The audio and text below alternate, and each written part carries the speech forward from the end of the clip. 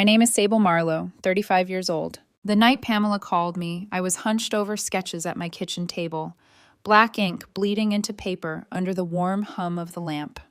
My phone lit up, and her name cut through the quiet. Pamela Reed, my older sister. My pulse kicked up. We hadn't spoken in months, not since our last call had ended with her trademark dismissal. You'll never live up to what we expect, Sable. I almost let it go to voicemail. Almost.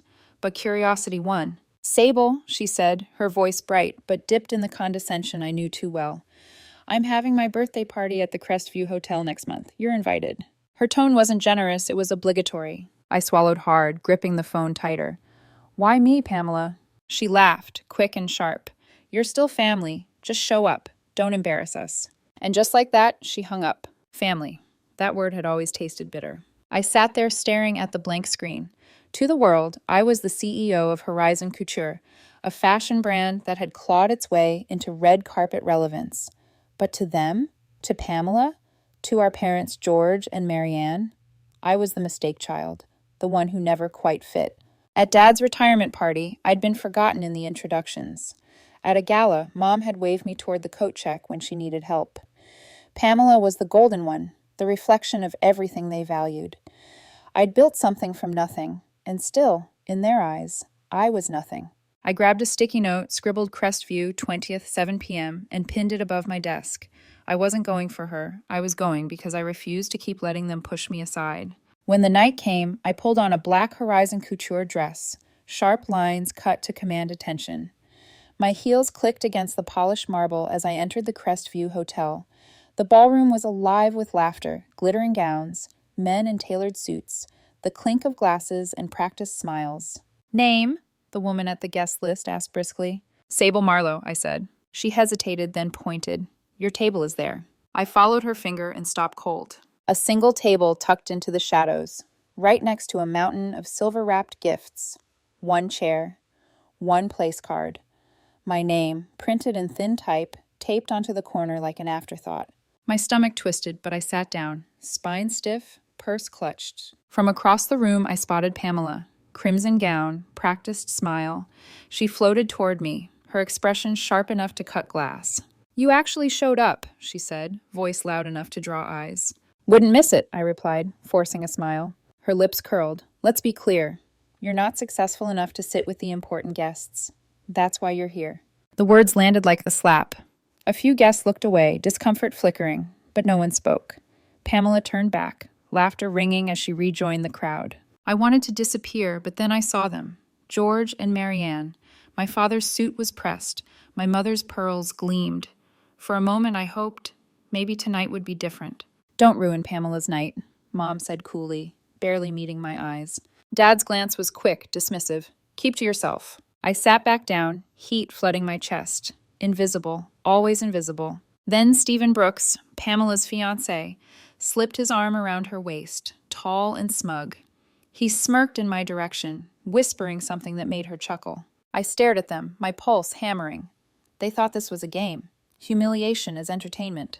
I tightened my grip on my phone. I could leave. I could swallow this like I always had. Or I opened a message window to Nancy, my lead negotiator at Horizon. Fingers shaking but precise, I typed, cancel the Brooks Retail Group deal. $5.5 million. Effective immediately. No discussion. I hovered, breath caught. Then I hit send. As the message whooshed away, I smoothed my dress, stood up, and walked toward the center of the ballroom. My heels struck against marble, steady as a drumbeat. Pamela was laughing with Stephen, my parents hovering nearby, their circle of polished friends glistening with champagne and entitlement. The hum of conversation faltered as I approached. Pamela, I said, my voice calm but carrying. Her smile flickered. Sable, don't make a scene. But it was too late. Eyes were already turning. The room leaned in, sensing something. My chest burned, but my voice was steady. You think it's okay to treat me like I'm nothing? To shove me in a corner and pretend I don't belong? Whispers rippled through the crowd. Pamela's eyes narrowed. Stephen stepped forward, smirk fixed. You are kind of an outsider here. This is for people who've actually made something of themselves. Gasps. A few guests glanced at each other. My father's jaw tightened. Pamela's right. This isn't your place. My mother's voice was a blade.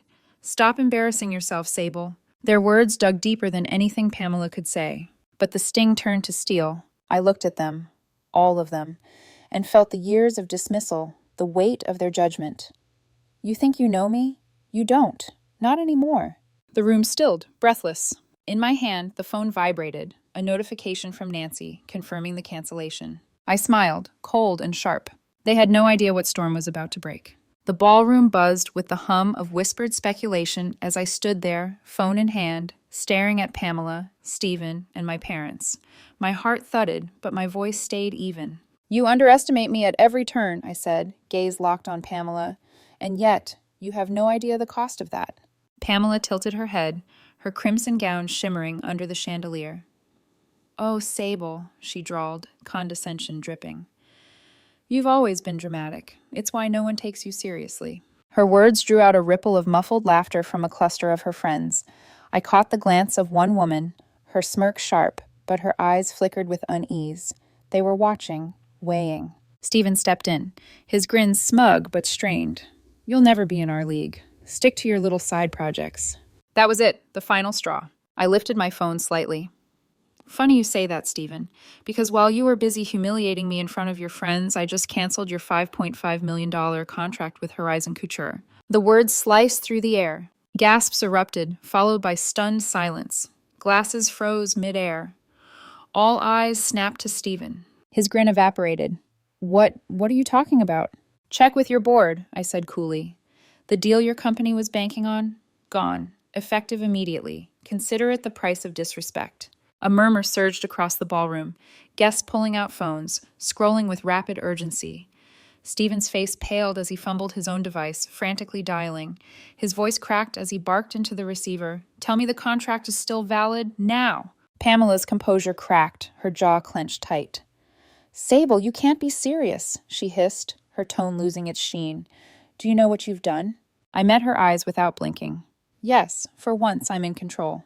My parents stepped forward, panic breaking through their polished masks. You've gone too far, Dad growled, his voice trembling with suppressed rage.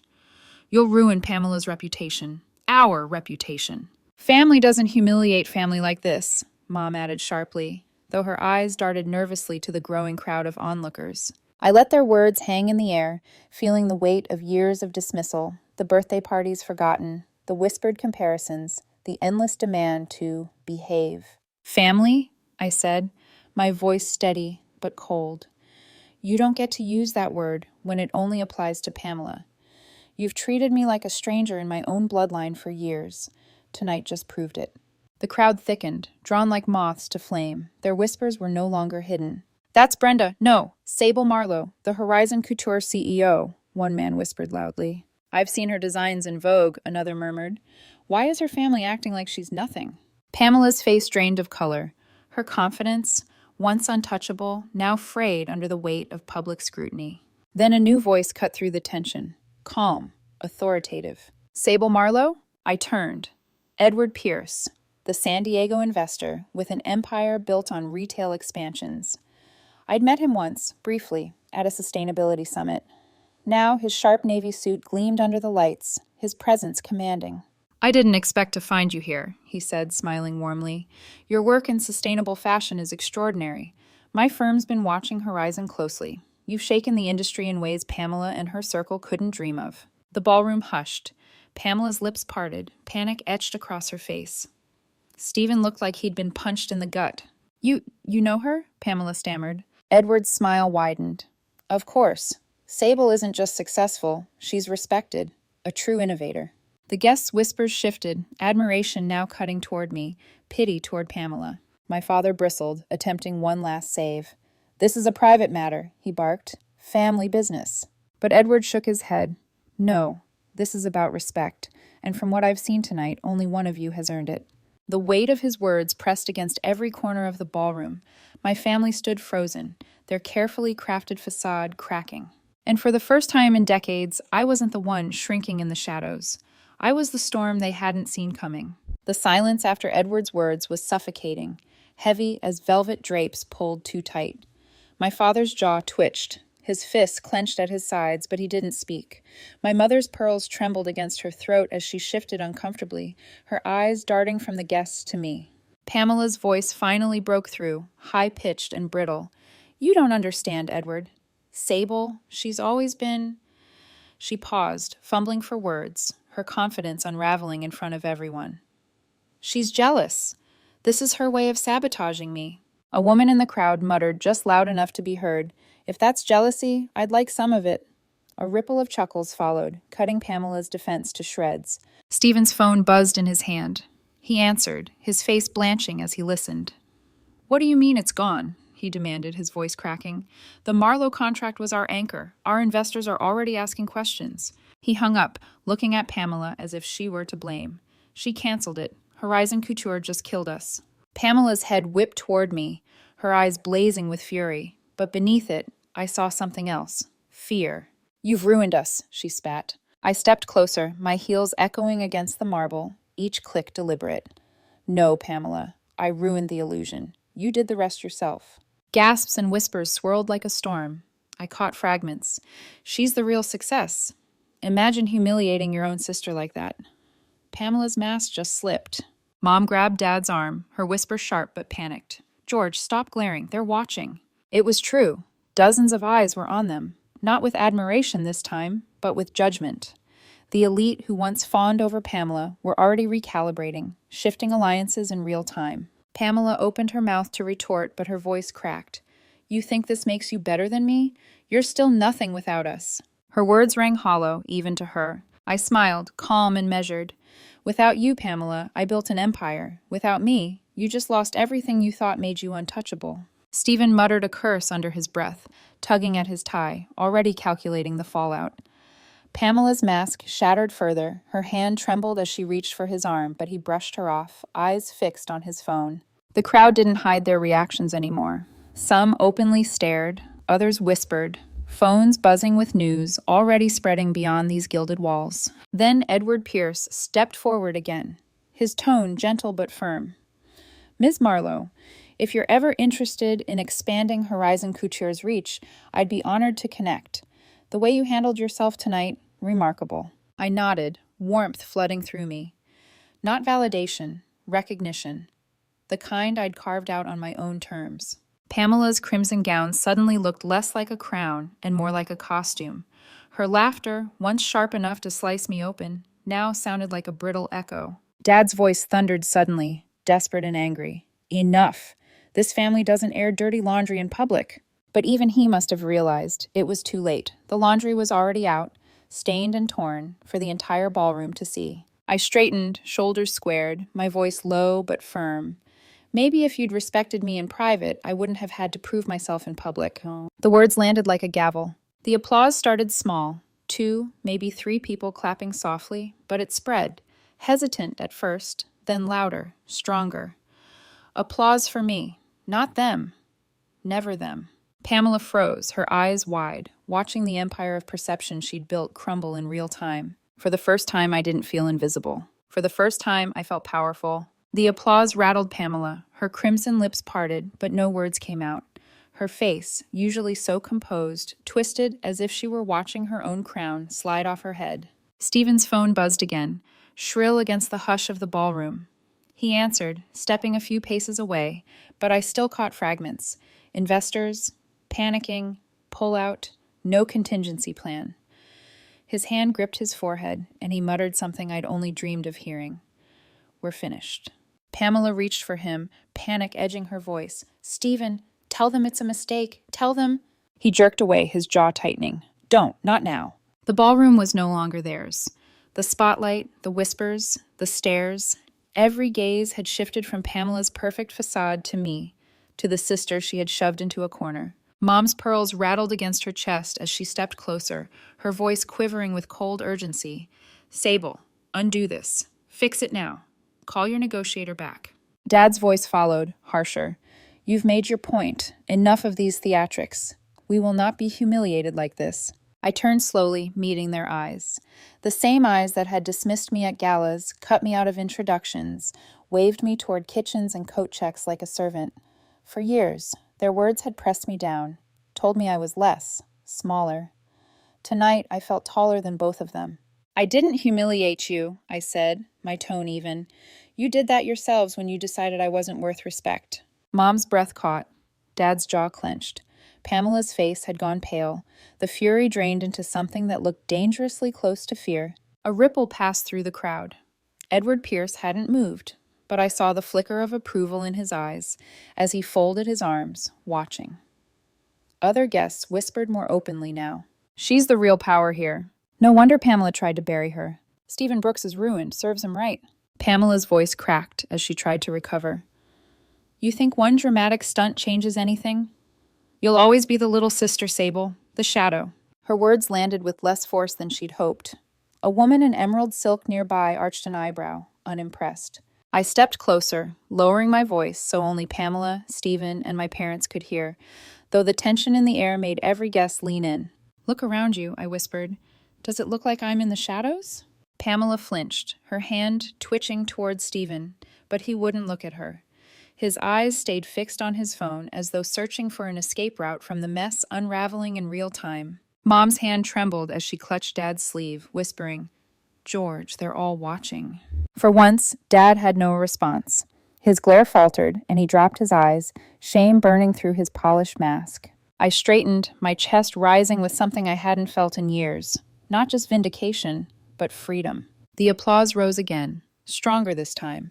Some clapped politely, others enthusiastically, but all eyes stayed fixed on me. Not Pamela, not Stephen, not my parents. Me.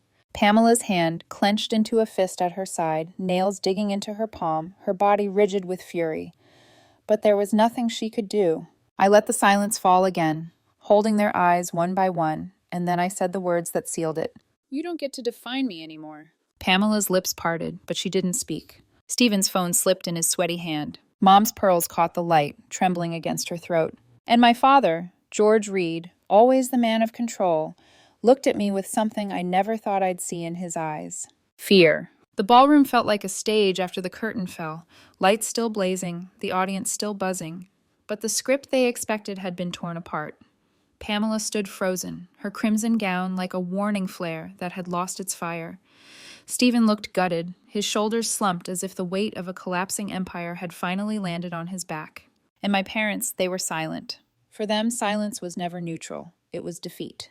I turned away, not to storm out, not to retreat, but to reclaim space.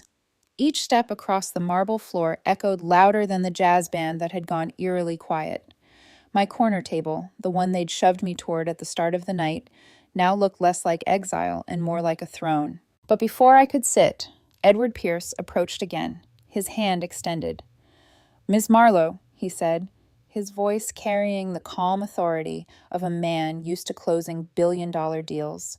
If you're free this week, I'd like to discuss Horizon Kucher's future. What you did tonight, it wasn't recklessness, it was vision. Vision. The word burned into the air, searing Pamela like acid. I took his hand, firm and steady, though my pulse thundered in my ears. I'd be glad to talk, Edward, I said. The crowd shifted, their whispers no longer about Pamela's grandeur, but about my strength. Behind me, Pamela snapped. You can't just swoop in like this, Edward. This is my event. Edward turned his head, his smile polite but edged.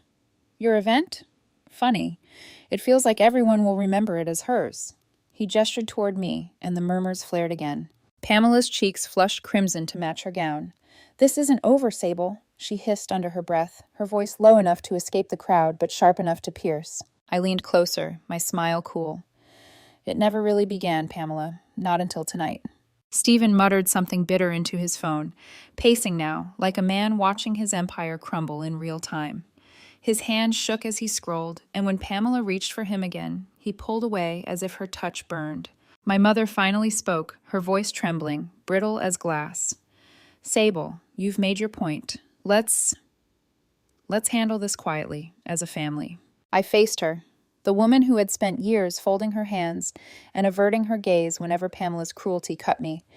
Family isn't supposed to be quiet when one of us is bleeding, I said softly, but the words hit harder than any scream. Her lips pressed tight, no defense, no denial, only shame. My father looked at me then, his eyes hard, but no longer sure. For decades, he'd been the judge, jury, and executioner of my worth. Now, he couldn't find a gavel. I lifted my phone once more, my final act of defiance. This was never about theatrics, Fleuve, I said, raising my voice just enough for the crowd. It was about truth. And the truth is simple. I don't need their approval to succeed. I never did. Applause thundered, no longer hesitant. Genuine, relentless. A wave that drowned out Pamela's sputtering protests, Stephen's frantic phone calls, my father's glowering silence. And in that roar, I felt it.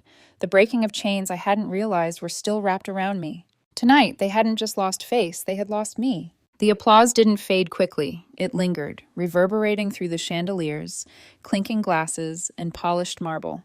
Pamela's perfect party had been hijacked, rewritten into a story no PR spin could salvage. She stood stiff, her crimson gown gleaming like a spotlight she no longer owned. Her lips trembled between fury and desperation. Stephen had retreated to a corner, phone glued to his ear, murmuring to whoever was left on his side of the fallout. His eyes were hollow, his tie pulled loose like he'd already lost the war. My parents, they looked smaller than I'd ever seen them. George Reed, always rigid, now sagged in his shoulders, his jaw clenched not with dominance, but with the bitter taste of irrelevance. Marianne clutched her pearls, her gaze darting nervously from one guest to another, calculating the judgment spilling through whispered conversations. I took in the scene. For years, this family had cast me as the background character, quiet, overlooked, dispensable. And now, in one night, the stage was mine. Not because I clawed it away, but because I finally refused to surrender it. Edward Pierce leaned closer, his voice warm but deliberate. What happened here tonight won't vanish. It'll ripple through every boardroom in San Diego. He paused, studying me. Are you ready for that, Ms. Marlowe? My answer came without hesitation. I've been ready my whole life. They just never let me prove it. Pamela's sharp laugh cut through the air, brittle as glass. You think you've won, Sable? You embarrassed me. Us. On a stage you'll regret. These people may clap now, but they'll forget you by tomorrow. I turned to her slowly, letting the silence coil before speaking. Then I'll remind them. Not with speeches or theatrics. With results. With designs, with a company that outlasts all of this. Her face blanched, because deep down she knew I could. From the corner, Stephen muttered into his phone one last time before shoving it into his pocket. His mask cracked, sweat on his brow, his breathing uneven. They've started pulling out, he admitted to no one in particular, his voice ragged. We're finished. All because of... His eyes flicked to me. You. It wasn't an accusation, it was resignation. Pamela grabbed his arm, her nails digging into his sleeve. Fix it, she hissed. But Stephen just shook his head and pulled away. For the first time, Pamela's foundation, the fiancé, the family, the carefully curated image, was crumbling in full view of the elite who once envied her. A man in an ivory suit whispered loudly enough for everyone near him to hear. The wrong sister was crowned queen all along. Laughter rippled. Pamela stiffened, her mask shattering entirely. I felt a pang then, not triumph, but something sharper. This was the sister I'd once shared secrets with as kids before the hierarchy was cemented, before her smirk became my shadow. For just a heartbeat, I wondered if she saw it too, that all of this could have been different. But then she met my eyes, and her expression hardened into pure venom. Any chance of reconciliation vanished. Edward broke the tension with a nod toward the exit. Leave on your own terms, Sable. That's how you finish the story. And so I did. My heels clicked across the ballroom floor, steady and deliberate. Every gaze followed, every whisper carrying not humiliation but recognition. I didn't storm out in anger. I didn't slink out in shame. I walked out as the woman I had always been, the one they refused to see. At the door, I glanced back once. Pamela was surrounded by her crumbling empire. Stephen slouched in defeat, my parents trapped in their own silence. And for the first time in 35 years, I wasn't on the outside looking in. I was free. 3 days later, the echoes of that night still clung to the city like smoke after a fire. News outlets spun the fallout, headlines reading, Horizon Couture CEO cancels $5.5 million deal in daring public showdown, and the Reed family's fall from grace. I sat in a quiet corner of a downtown coffee shop, steam curling from my latte, when the bell over the door chimed. Pamela. Her stride was slower than usual, her usual poise dulled. She wore muted beige instead of her trademark bold colors, as if shrinking from the attention she used to crave. She spotted me, hesitated, then walked over. "Sable," she said softly, sliding into the chair across from me. "We need to talk." Her voice didn't have its usual edge, but I didn't mistake it for humility. It sounded like survival. I stirred my coffee, not looking up. "Talk, then." Her eyes darted around the cafe, then back to me. "I didn't expect things to go so far. I didn't think you'd—" She stopped, swallowing. "I'm sorry, okay? I didn't mean for it to escalate like that." I leaned back, studying her. "Sorry for humiliating me in front of 100 people? Or sorry you lost the deal?" Pamela flinched, her hands tightening around her cup. "I was wrong," she whispered. "I didn't know you were who you are." My chest tightened with bitter amusement. "You didn't know because you never cared to look." Her mask cracked further. "We can fix this," she pressed, desperation creeping in. "You're family, Sable. We don't have to lose each other." Family. The word felt hollow. How many times had I begged for her support, for even a sliver of respect? And now, with her empire burning, she wanted to claim blood as an anchor. I shook my head slowly. "You don't want family. You want damage control." Pamela's composure shattered, her voice rising. "You can't just walk away from us. You're really going to cut ties after everything?" I set my cup down carefully, my voice quiet but sharp. "Everything? You mean the years of being overlooked, dismissed, humiliated?" "Yes, Pamela, I'm walking away." Her breath hitched. For once, she had no retort. I leaned in, my voice low so only she could hear. "Your perfect world is cracking, and everyone sees it now. That's not my fault. That's yours." Her eyes shimmered with something. Fear, anger, regret. Maybe all three. I stood, slipping my purse over my shoulder. "This is the last time we'll have this conversation. Goodbye, Pamela." The bell chimed again as I left her sitting there, hollowed out, in a beige coat that suddenly looked like defeat. As I stepped into the San Diego sunlight, I realized something. I wasn't leaving family behind. I was leaving a cage. And for the first time, the world felt wide open. Months passed, and the Crestview Hotel party became the story that refused to die. San Diego's social pages replayed the scene with relish. Pamela's fall from grace, Stephen's unraveling company, and my decisive strike. Horizon Couture was no longer just a rising star. It was the name on every investor's lips. I stood in my new office, floor-to-ceiling windows framing the city skyline, sketches pinned across walls, fabric samples draped like banners of victory. Horizon had just closed a global partnership deal that dwarfed the Brooks Retail Group contract. The press called us trailblazers in sustainable fashion. I called it proof. Proof that I didn't need them. Proof that their voices no longer dictated mine. Pamela, I'd heard, had grown quieter in her circles. Friends who once adored her distanced themselves, whispers of her humiliation lingering.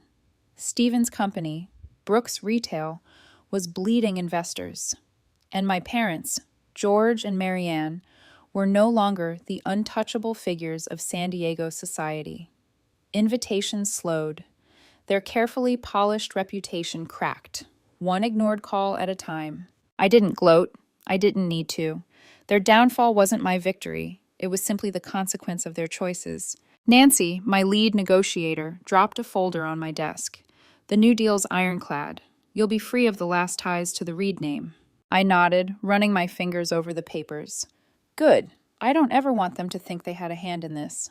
Later that night, I sat in my apartment with a glass of wine, the city lights glowing like scattered jewels outside my window. My phone buzzed. A text from an unknown number. Just 2 words. "Help me." Pamela. I stared at the screen, the wine catching the reflection of the city skyline. For a moment, old instincts tugged at me. The sister I'd once laughed with in childhood, before hierarchy hardened into cruelty. But then I remembered her words, her smirk, the years of dismissal. I typed back one sentence. "You'll have to learn what it feels like to stand alone." And I put my phone face down, because I had finally learned that freedom isn't just walking away from those who never saw you. It's choosing never to let them cage you again.